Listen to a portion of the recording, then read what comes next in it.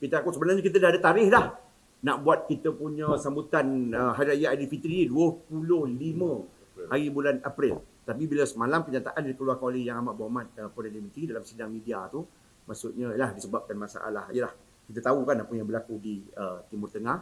Jadi aku dan mungkin peruntukan yang untuk kita buat open house ataupun sambutan Hari Raya Aidilfitri tu kita akan gunakan insya-Allah untuk kita turun bertemu berjumpa dengan mereka yang memerlukan OKU, anak yatim, orang susah, warga emas untuk kita salurkan sumbangan di bulan puasa bulan Ramadan yang mulia ni dan mungkin juga selepas Hari Raya ni kita akan turun.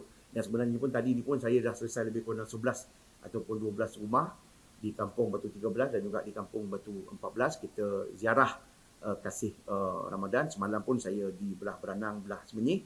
Memang program ni akan kita teruskan untuk kita menyemarakkan program ziarah kasih Ramadan. Kalau habis Ramadan nanti, ziarah kasih Aidilfitri. Habis pula Aidilfitri nanti, ziarah kasih Aidiladha. Kita tengoklah. Kalau Aidiladha pun habis, kita tengoklah apa Aidil yang ada.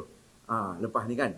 Jadi yang penting maksudnya kita turun, bertemu, berjumpa, kita menziarahi warga dan juga masyarakat, khususnya penduduk dan Parlimen Hulu Langat ni yang ditimpa dengan sedikit ujian oleh Allah Subhanahu Wa Taala. Tak ada, kita tak buat. Kita akur dengan arahan Yang Amat Berhormat Perdana Menteri.